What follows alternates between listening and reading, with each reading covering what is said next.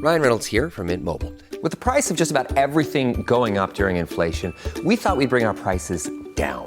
So to help us, we brought in a reverse auctioneer, which is apparently a thing. Mint Mobile Unlimited Premium Wireless. How to get 30, 30, how to get 30, how to get 20, 20, 20, how to get 20, 20, how to get 15, 15, 15, 15, just $15 a month? Sold! Give it a try at mintmobile.com/switch. $45 up front for 3 months plus taxes and fees. Promo rate for new customers for limited time. Unlimited more than 40 gigabytes per month. Slows full terms at mintmobile.com. This episode is brought to you by Reese's Peanut Butter Cups. In breaking news, leading scientists worldwide are conducting experiments to determine if Reese's Peanut Butter Cups are the perfect combination of peanut butter and chocolate. However, it appears the study was inconclusive, as the scientists couldn't help but eat all the Reese's. Because when you want something sweet, you can't do better than Reese's. Find Reese's now at a store near you.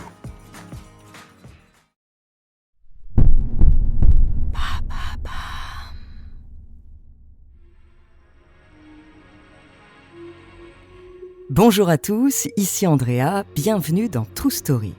Alors aujourd'hui, je vais vous parler d'un explorateur de l'extrême. Il a fait 15 fois le tour du monde en bateau, grimpé les plus hauts sommets, parcouru plus de 40 000 km autour de l'équateur et il a même exploré le pôle Nord et le pôle Sud. Il a mené toutes ces expéditions seul, face à la nature, et malgré tout cela, il continue à se surpasser et il rêve toujours d'aller plus loin. Son nom, Mike Horn. À travers les montagnes et les océans, découvrez sa True Story.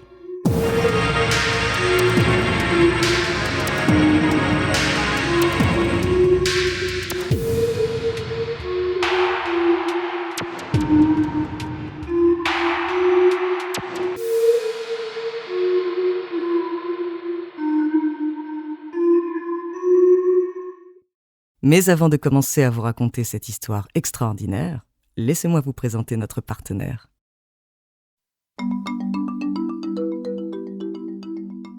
Dès son enfance, Mike Horn comprend qu'il n'est pas un petit garçon comme les autres. Dans les années 70, sur les bancs de l'école à Johannesburg, en Afrique du Sud, il s'impatiente. Ce n'est pas qu'il déteste les cours, c'est surtout qu'il se sent mieux dehors, au milieu de cette nature qui le fascine tant. Il a vu des dizaines de fois les films du commandant Cousteau et il rêve lui aussi d'explorer le monde sur un bateau. Il tente même de demander au célèbre marin de l'engager comme mousse. Malheureusement, sa lettre n'aura jamais de réponse. Peu importe, il va se lancer à l'aventure comme un grand. Et son premier exploit, il le réalise à 8 ans en rejoignant la ferme de son oncle à vélo, un trajet de 300 km. Même s'il pratique de nombreux sports, rugby, cricket, athlétisme, tennis, vélo, grâce à son père, un ancien rugbyman professionnel, tout le monde est absolument épaté par cette prouesse.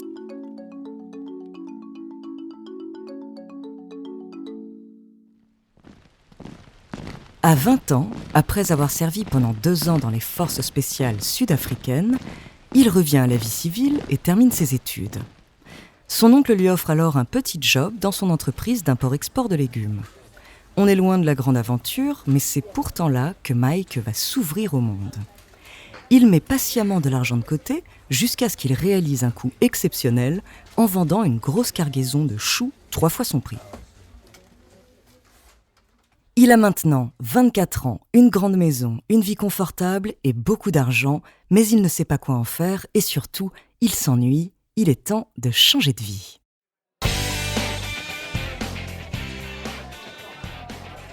Un soir, il invite tous ses amis pour faire la fête, bien sûr, mais aussi pour leur distribuer tout ce qu'il a.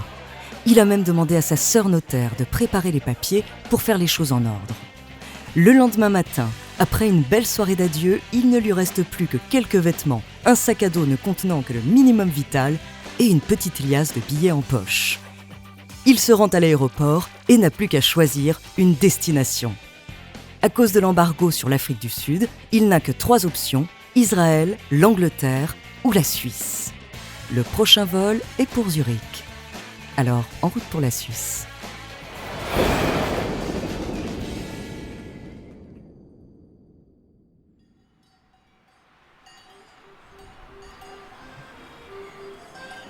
Une nouvelle vie commence, mais elle ne s'annonce pas aussi douce qu'il l'imaginait.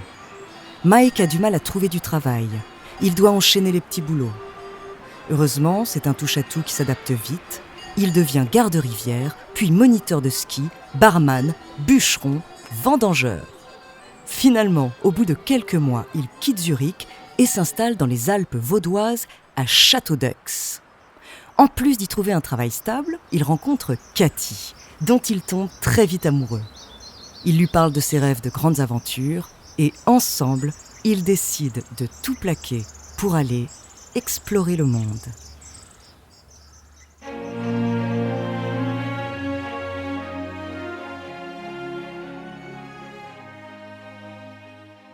Dès 1991, Mike Horn commence ses premières grandes aventures.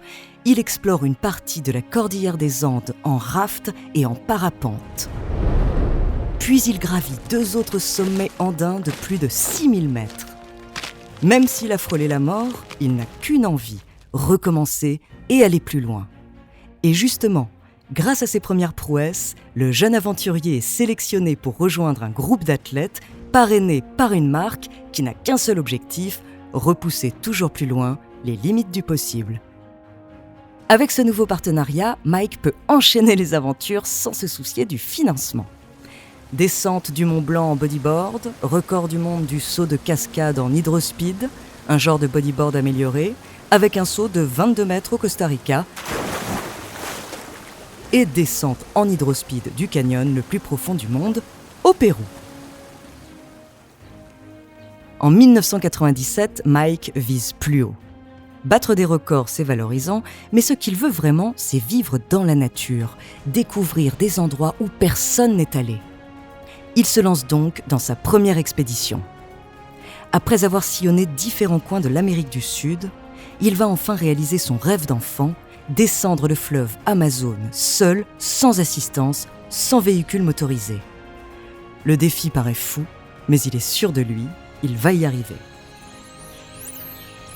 Pour cela, il doit d'abord faire l'ascension du mont Mismi à 5800 mètres d'altitude, soit 600 km de marche, pour rejoindre la source du fleuve.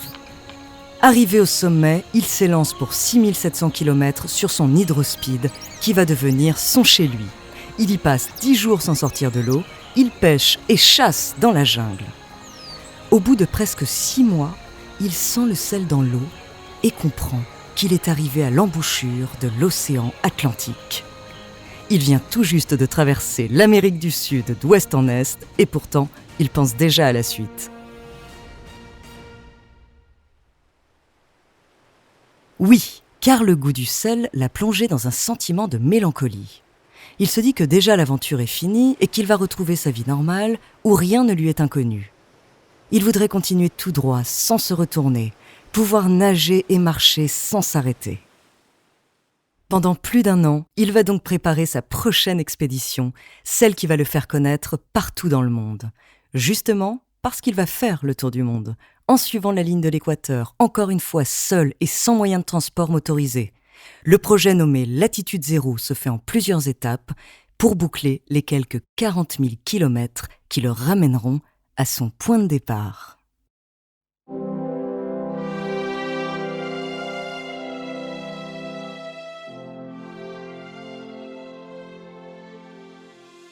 Le 2 juin 1999, Mike part de Libreville au Gabon pour traverser l'Atlantique sur son trimaran de 8 mètres.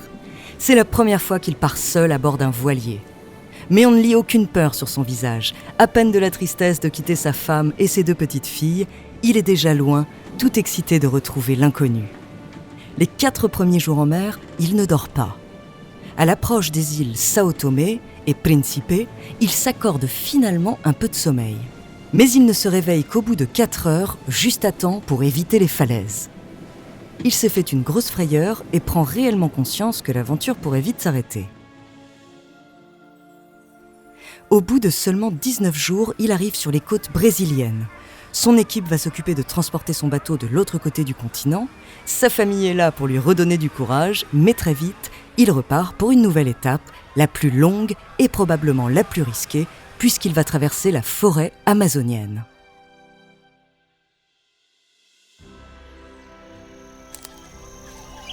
Après quelques kilomètres sur les sentiers battus, il s'enfonce dans les feuillages et disparaît dans l'obscurité. À pirogue ou à pied, il parcourt les marécages, les rivières et les forêts, aux côtés des crocodiles, serpents, singes, iguanes et perroquets. Il fait chaud et humide, les pluies sont rares, mais diluviennes. Il lui faudra 5 mois pour sortir de cette jungle qui lui rappelle la petitesse de l'homme face à la nature, comme il le dit dans son documentaire « Latitude Zéro ». It's so far, the world's so big.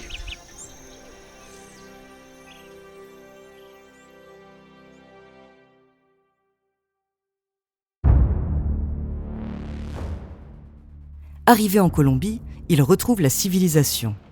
Il se sent comme un extraterrestre. L'ambiance est tendue à cause des guérilleros et des narcotrafiquants. Ils préviennent l'aventurier qui n'est qu'un inconnu pour eux. Il peut traverser la rivière, mais s'il met les pieds sur terre, ils le tueront. Par chance, Mike arrive sans encombre et il ne lui reste plus qu'à traverser les Andes. Il rejoint Quito en Équateur où l'attend son équipe et sa femme qui l'aident même de loin à avancer coûte que coûte, parfois en réglant des problèmes diplomatiques ou logistiques ou parfois en l'encourageant par la pensée tout simplement.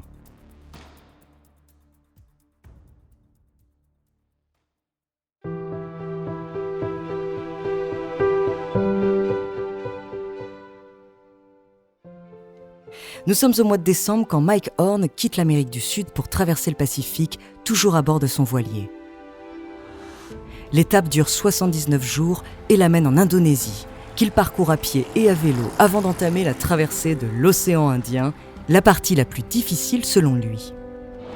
L'océan Indien était les plus difficiles des trois. Au sud de Sri Lanka, j'étais dans un cyclone où je faisais 26 nœuds sans voile.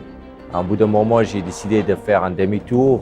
On a plutôt envie d'avancer, de retrouver l'Afrique. Mais si on doit sauver notre vie, sauver notre bateau, on doit écouter la nature, on doit faire tout possible pour rester vivant. L'aventure va se terminer en Afrique, mais malheureusement pas sans embûches. D'abord, Mike va faire face à une violente tempête au milieu du lac Victoria, à bord d'une pirogue peu adaptée à des courants si forts. Puis au Congo, il est menacé de mort par des militaires qui le prennent pour un espion. Le canon sur la tempe, il est sauvé par des policiers qui puniront l'excès de zèle du soldat en le battant à mort sous les yeux de notre jeune aventurier. Malgré tout cela, au bout de 18 mois, il arrive au bout de son périple. Ce qu'il retient de son voyage, ce sont tous ces moments si intenses après avoir passé des jours et des jours seul en pleine nature. Arriver au sommet d'une montagne, voir enfin la rive, retrouver ses proches, manger un bon repas chaud, discuter avec des inconnus, faire quelques mètres à vélo accompagné par ceux qu'il a croisés, aussi épuisé que galvanisé, il le dit avec ses mots dans son documentaire. J'ai vu tout, j'ai vu les gens mourir, j'ai vu des nouvelles-nés, j'ai vu les calmes, j'ai eu des tempêtes, j'ai eu la neige, j'ai eu le désert, j'ai rigolé, je pleurais, j'ai tout fait. Grâce à cet exploit très médiatisé, il reçoit le prix du meilleur sportif de l'année 2001. Les organisateurs doivent tout de même aller le chercher au Groenland où il était en expédition pour lui remettre son trophée.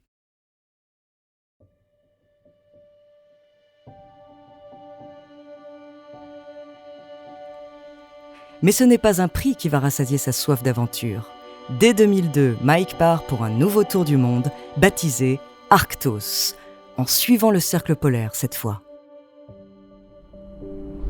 Le changement de décor est radical, il fait jusqu'à moins 60 degrés. Il y a beaucoup de vent, des icebergs dans l'océan. Il est seul au milieu du silence et du froid. Mais là encore, pour lui, ce n'est pas de la survie, c'est un privilège.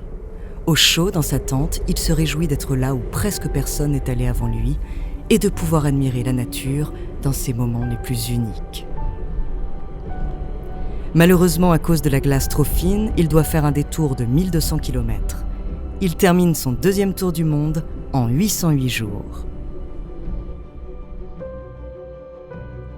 Dans les années 2000, il multiplie les expéditions au pôle Nord et Sud et sur les grands sommets himalayens, puis il s'offre un nouveau tour du monde sur son voilier, Pangaea, du nom du supercontinent à l'origine de la Terre. Il va justement relier les 5 continents pour lancer le Young Explorer Programme, une expédition où il invite des dizaines de jeunes à l'accompagner pour mettre en place des projets écologiques et sociaux en suivant sa devise « Explorer, apprendre, agir ».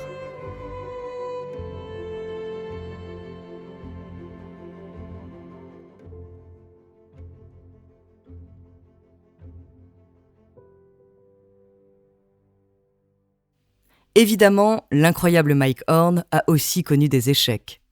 Il a parfois dû renoncer à cause de la météo, il a failli perdre un ami en pleine expédition, et il a même été rapatrié pour une blessure. Mais rien ne l'arrête. Et s'il a toujours été fasciné par l'inconnu, par la beauté et les dangers de la nature, aujourd'hui c'est aussi pour sa femme qu'il continue d'explorer le monde.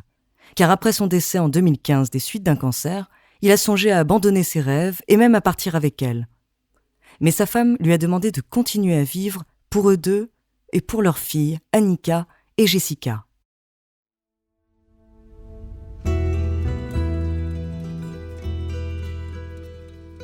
Aujourd'hui, Mike Horn est toujours l'un des plus grands aventuriers du monde. Il se rend dans les régions les plus extrêmes pour faire de la recherche sur les changements climatiques et les techniques de survie. Et il nous raconte ses expéditions et nous partage ses anecdotes, ses conseils sur sa chaîne YouTube. Alors si, comme lui, vous vous dites que chaque jour doit être vécu à fond, si vous voulez vous lancer dans de folles expéditions, écoutez bien ses conseils.